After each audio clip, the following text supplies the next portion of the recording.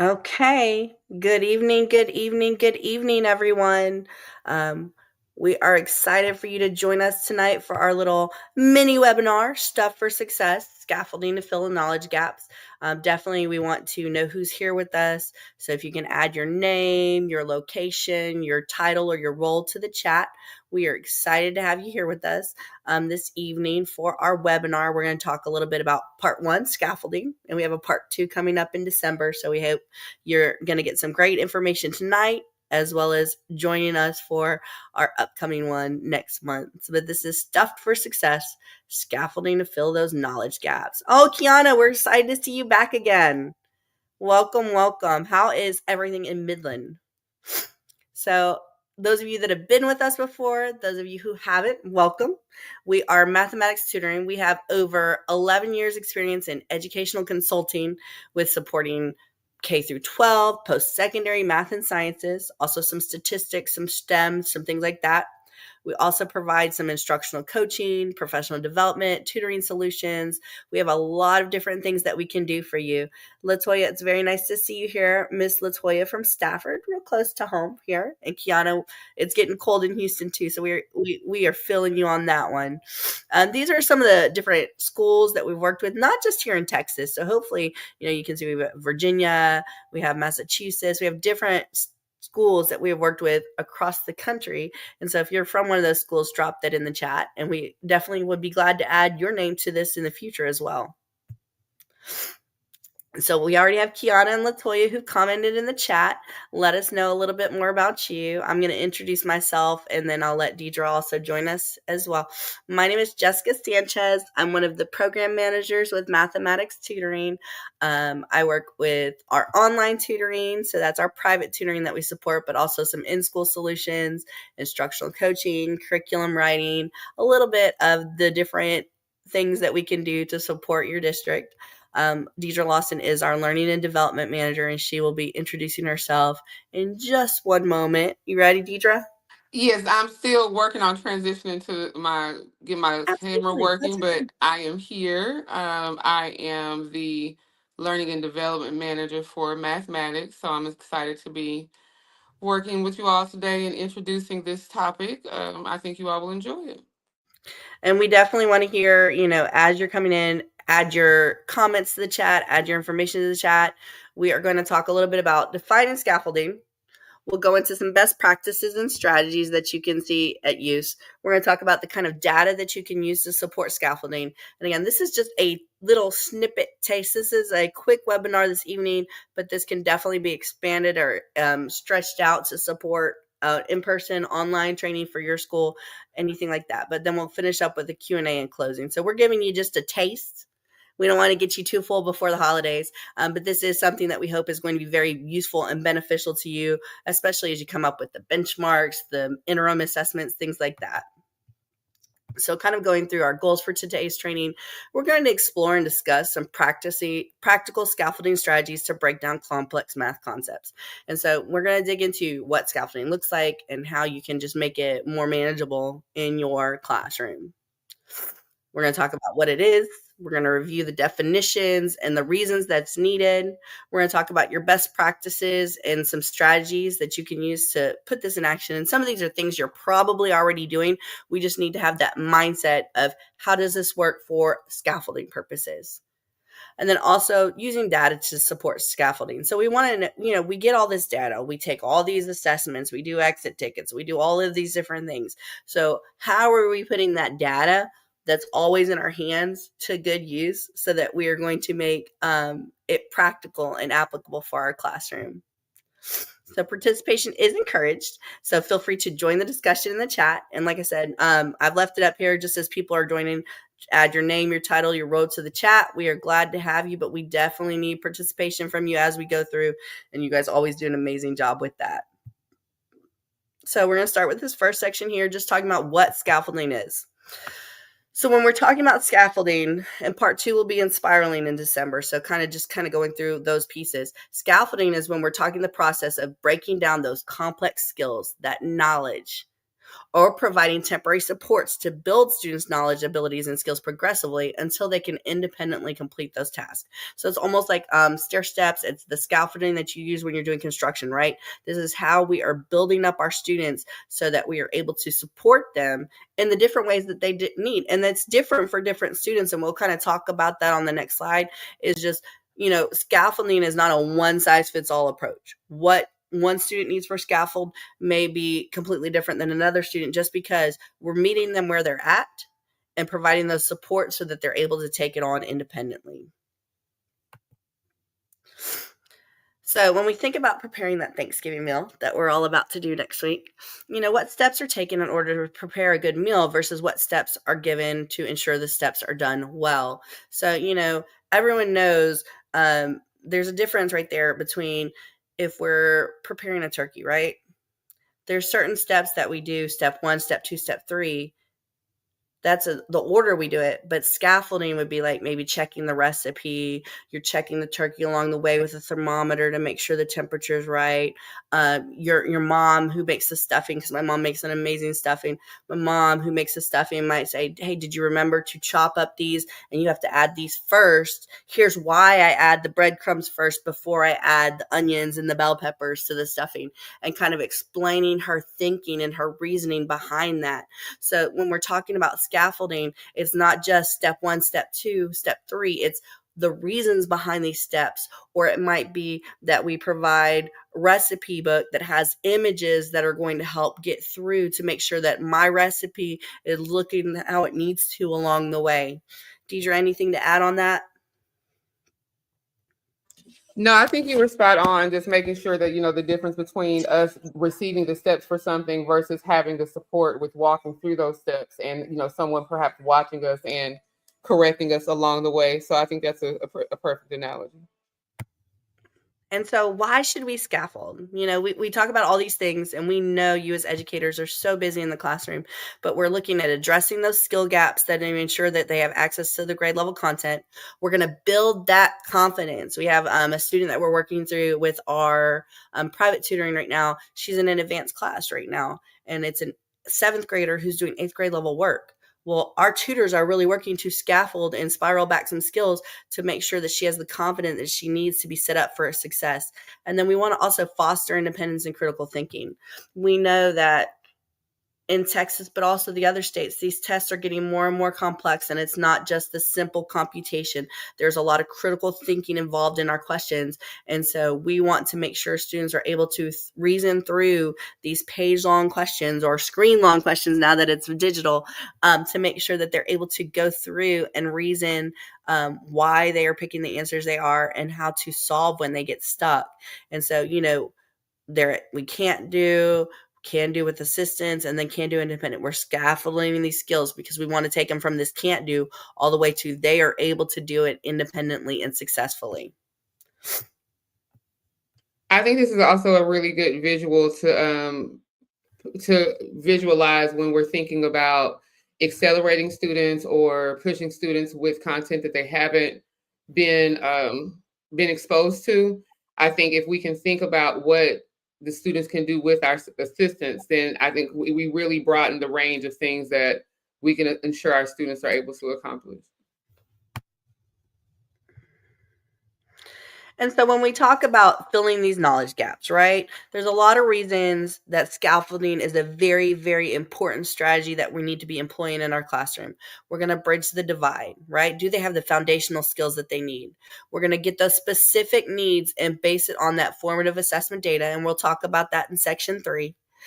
Closing the learning gaps, right? So, we need to do away with the word struggling, right? There's productive academic struggle. And that is absolutely okay. That's how we build these critical thinkers and these learners. But what we want to do is we want to prevent that frustration and disengagement by meeting students where they are, and making it accessible to all. So we want to remain in that productive struggle without giving up, right? We don't want our students to say, well, this is too hard to stop. So what little skills can we give them with the visuals, with providing these think alouds? Are we going to be able to make them feel that confidence? And then also math fluency is a core piece of what we do. And so we need students that are fluent with not just equations, not just operations, but how comfortable are we with fractions and manipulating fractions? How comfortable we are moving through these geometric concepts. Deidre? Yeah, so those of you who have been teaching math probably for the last 2 or 3 years have noticed the buzzword productive struggle and depth and coherency come up quite often. I think that fourth-ish bullet that makes learning accessible to all, when we think about scaffolding, scaffolding has its place in every type of math instruction in front of every type of student.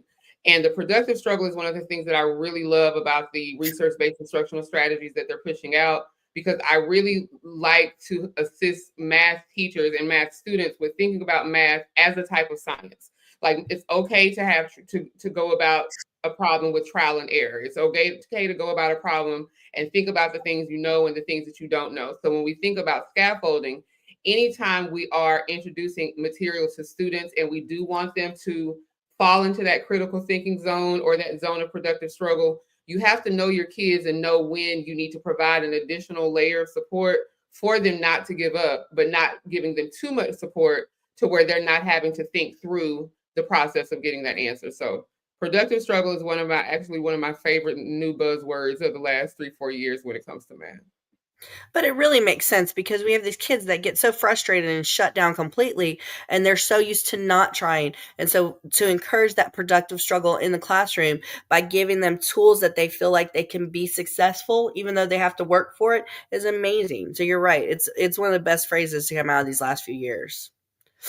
So, just adding to the chat, I know we've got Latoya and Kiana, and we've probably had some more people join us since then. So, even if you haven't introduced yourself, please drop it in the chat. In the busy classroom, how do you most often find yourself providing scaffolding for students? So, what are some of the strategies you've been using, or what are some ways that you scaffold when you're out there?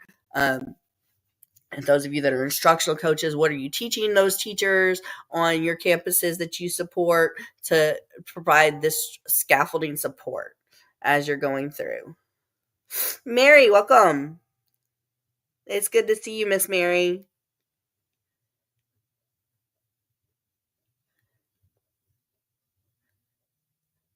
We'll give people just a minute to add to the chat. We're going to be going through, like I said, going through just a mini training tonight because we do have Work It Out Wednesday coming up. So we are going to just do kind of a mini training tonight because we want to have time for Work It Out Wednesday. And this is just a snippet.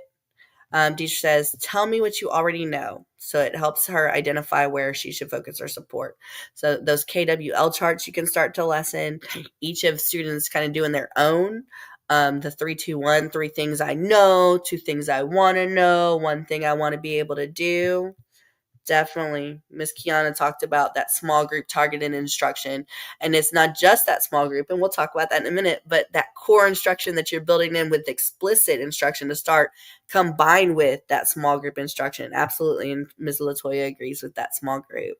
So definitely thank you for your participation. Keep adding those to the chat as we go into these best practices and strategies.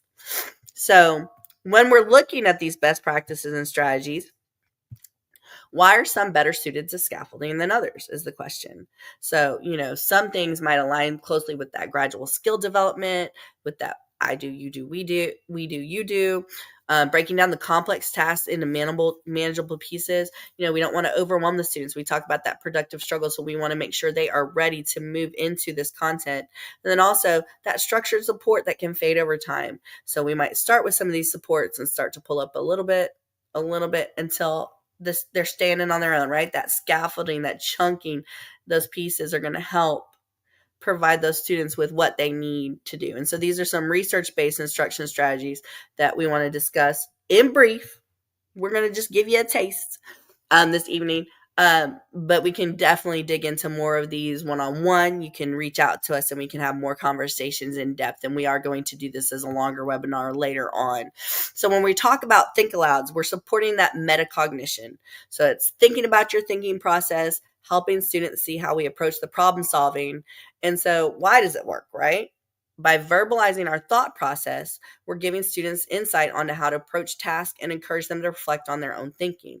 So a lot of the time, students don't know where to start. And so this is one of the most It's a very powerful tool that you can do every single day in the classroom. Is not just solving through the problem, but talking through the steps that you're doing and saying, okay, I noticed that it talks about groups of people gathering for Thanksgiving dinner and everybody's going to get 2 pieces of pie. So how many pies do we need to buy if there's 40 people and 2 pieces of pie each? What would that look like? I know that every person has one, and then draw a person, 2 pieces of pie. So you're talking through and modeling it out as you go. That modeling and that think aloud is going to provide some supports for that. Deidre? Well, I said productive struggle was one of my favorite buzzwords in math, but metacognition is probably up there as well. We, when we talk through a few of these examples, I'll absolutely touch on the metacognition. But when we do think aloud, I think it's very important. In addition to us showing the students our thought process, it's important that we assist students with verbalizing their own thought process. It's oftentimes we think that students are able to do that well and just don't want to ask questions, but you'll notice that sometimes it's the students not having not understanding how to explain what they don't understand, or how to explain how they're thinking about a problem. And we do have some conversations around student discourse and how to make student discourse more impactful in the classroom. And so a lot of that focuses on supporting metacognition and helping students think about their thinking.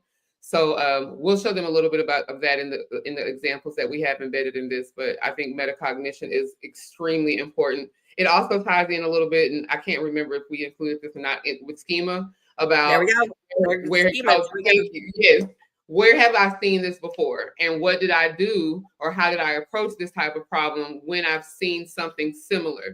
So if I'm doing something with fractions, and I know I've added fractions before, but when I added fractions before, they had the same denominator. So how can I take what I've done before and apply it to what you're asking me to do today? So a lot of that also has to do with them being able to access prior knowledge and to think about how that prior knowledge has a place in the new concept that we're teaching. So Absolutely, and those patterns and thinking. And we're just doing quick definitions because we're going to go into some of these more with our data. So we want to spend some more time looking at it in that lens.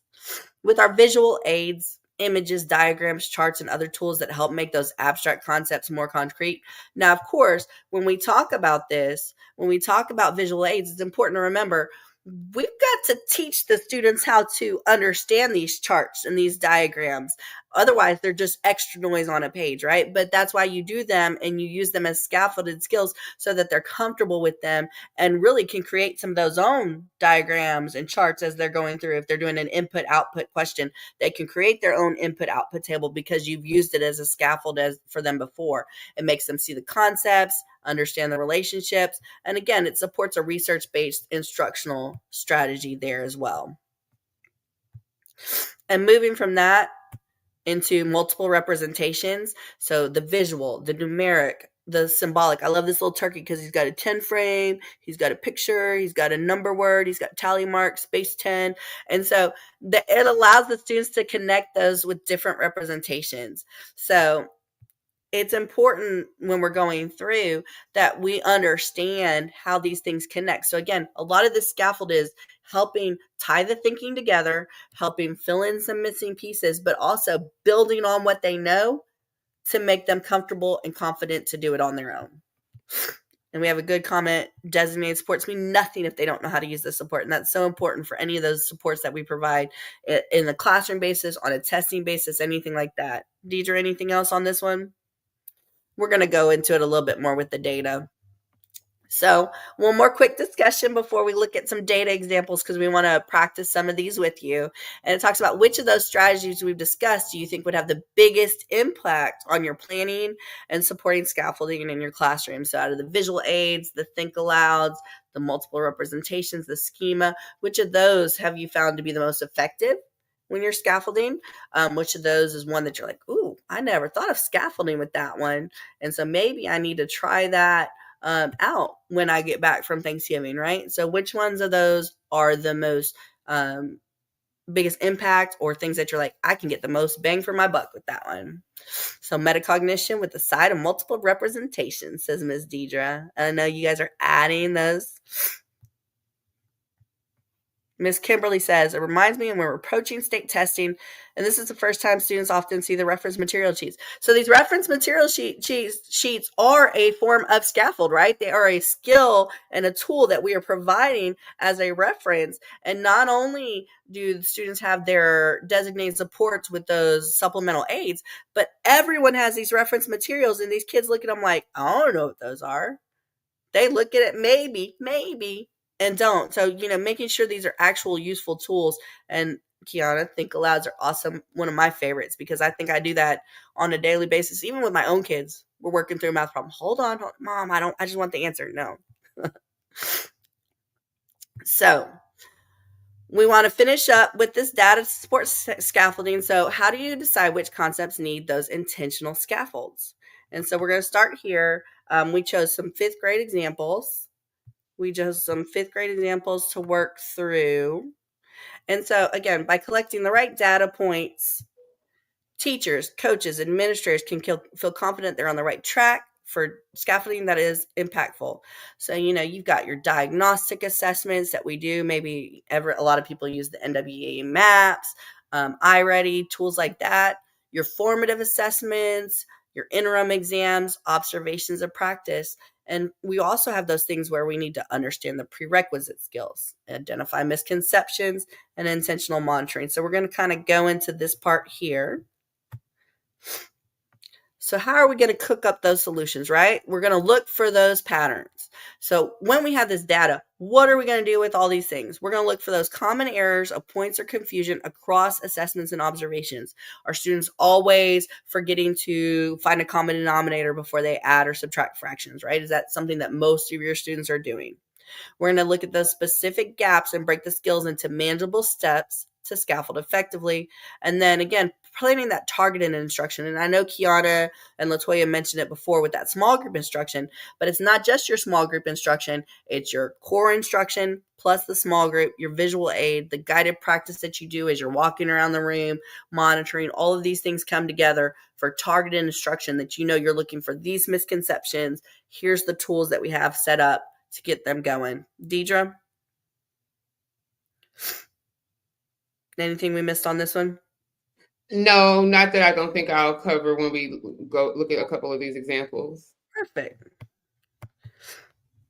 So, speaking of examples, so I think targeted instruction and focused instruction and small group instruction, of course, we know students, would learn better in a group of 4 versus a group of 25. But the reason for that most often is because as teachers or as the instructor, we're able to see the process that our students are going through, or we're able to identify the mishaps a little sooner and make those corrections. And so when we're thinking about scaffolding and how we are going to make that the most impactful, we want to think about, what does our instruction need to target? What does our instruction need to focus on? So in one of the previous slides, we spoke about prerequisite skills and misconceptions.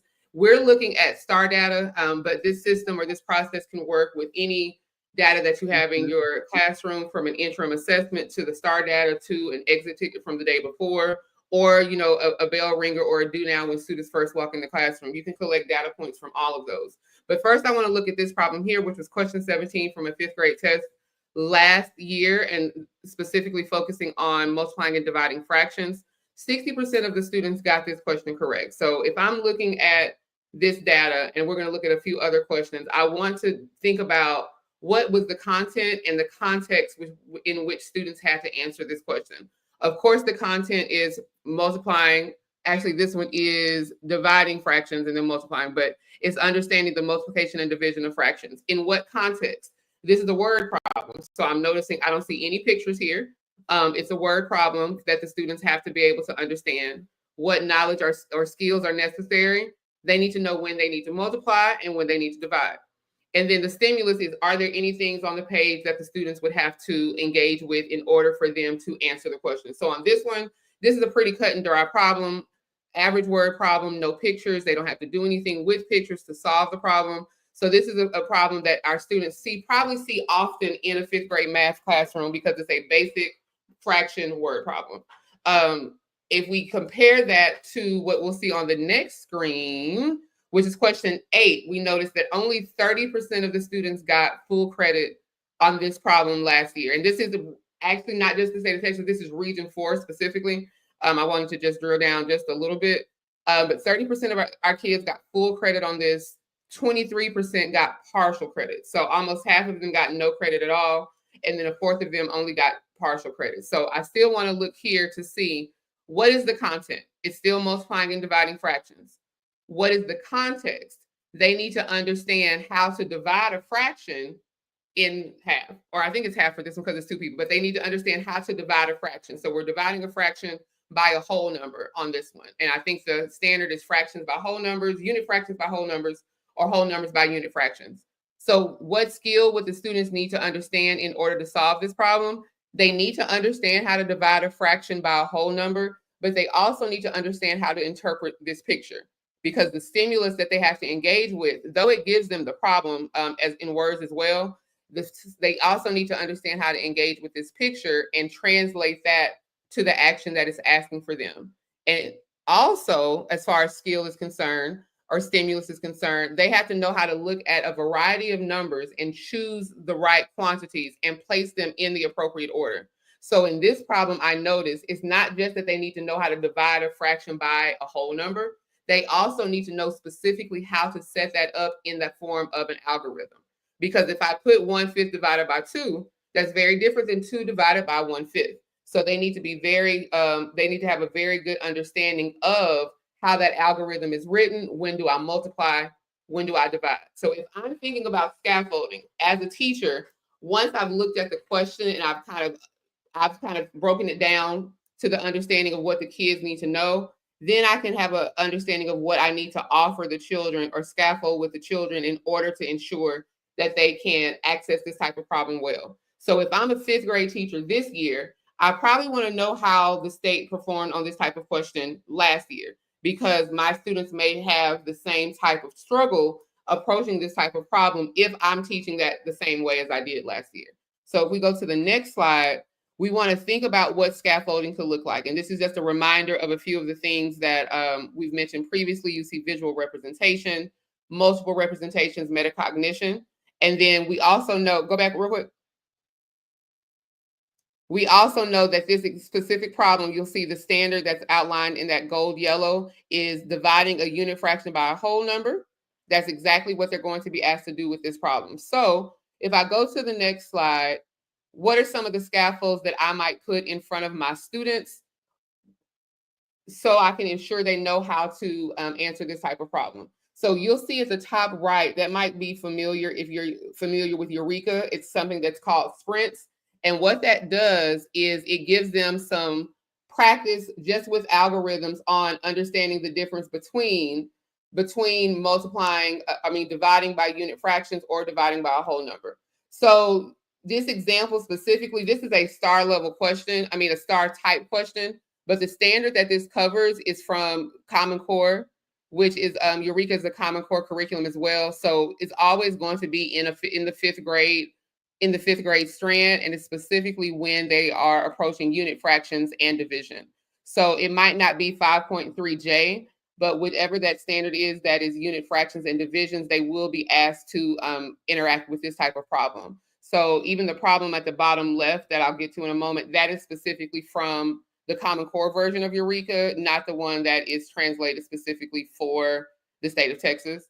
And so one of the things I would do in class is I would approach using some of my fluency practice to see what understanding do my students have of fractions and dividing those by whole numbers. So some of those problems in that sprint are whole number divided by unit fraction, and some of them would be unit fraction dividing by whole number. My intent as the instructor, if I'm doing this as a do now, is not for the students to get these questions all correct.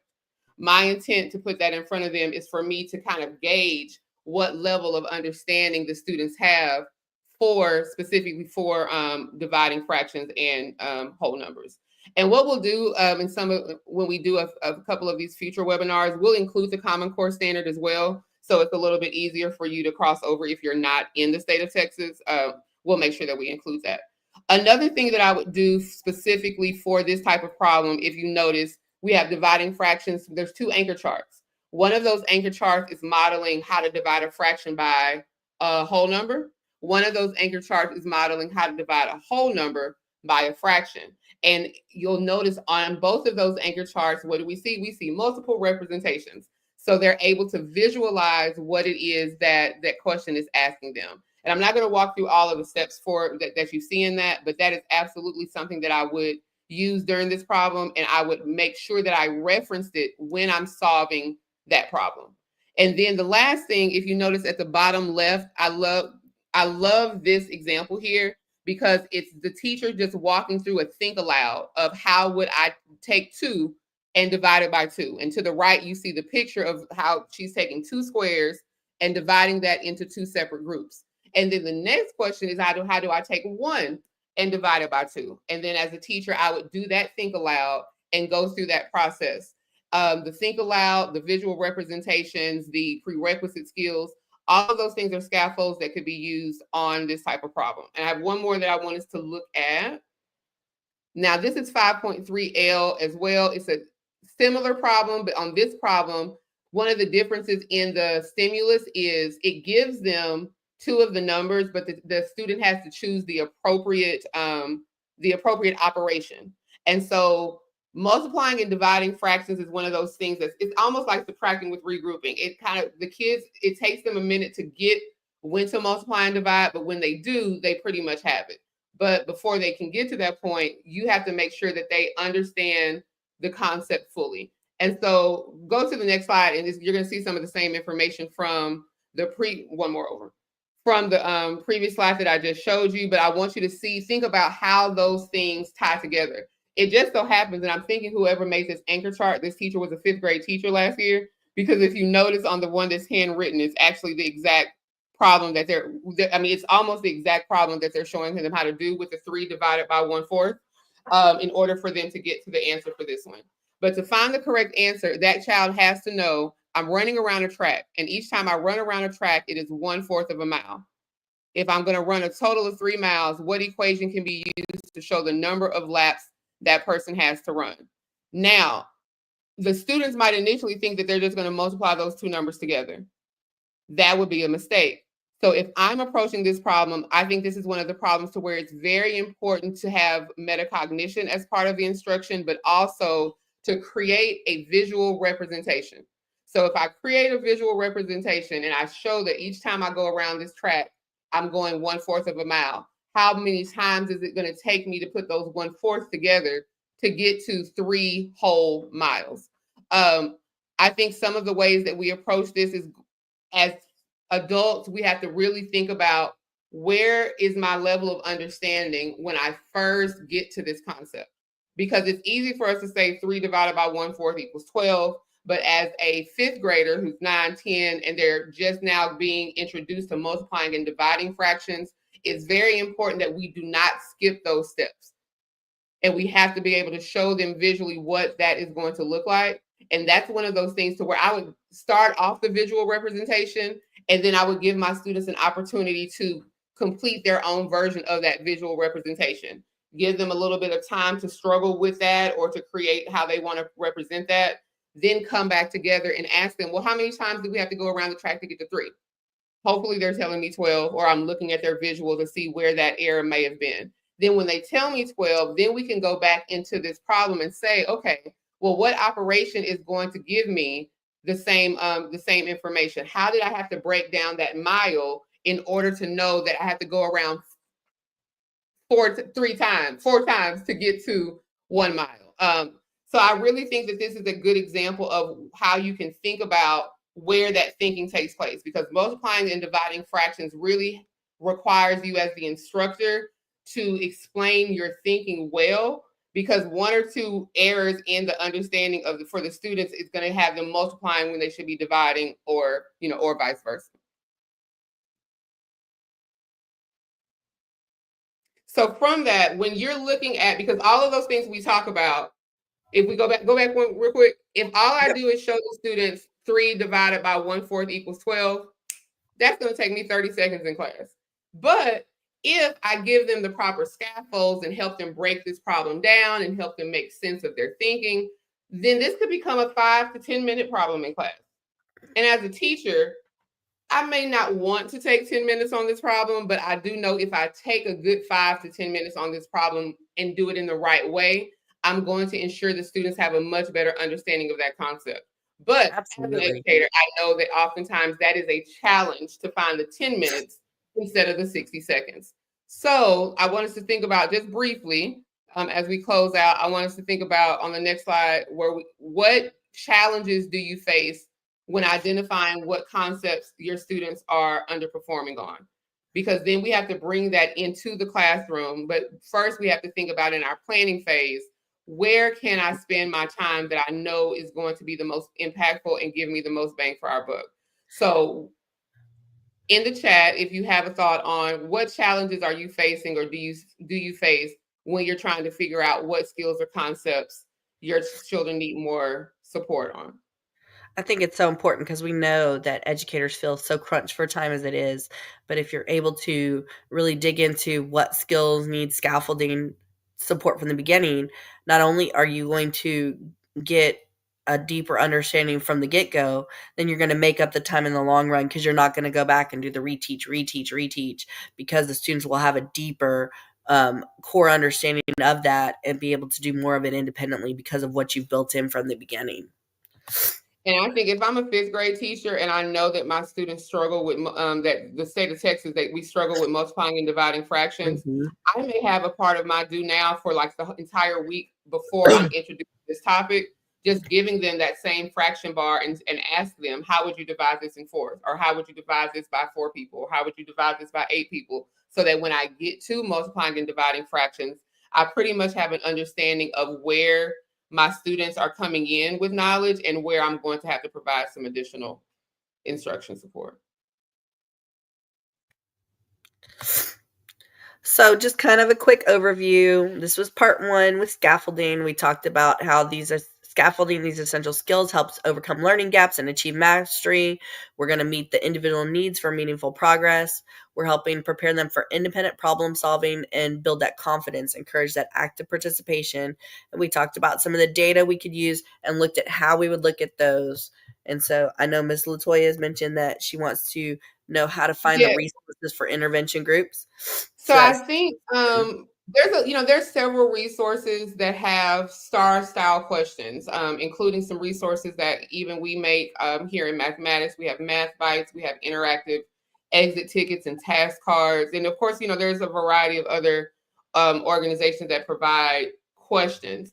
I think when we're thinking about intervention groups, it's really important for us to think about how are we going to utilize the resource, or how are we going to walk through the question or the instruction with our students. Where does it make sense for me to ask specific questions? Where does it make sense for me to model in a certain way? Where does it make sense for our students to engage in manipulatives? But we'll provide you. I think one of the follow-up emails we're sending for this is an introduction to some of the resources that we use with our campuses or with some of the organizations we work with, which are like math bites, and we have a variety of questions that are similar to star level or star 2.0 style questions for every single standard, both supporting and readiness.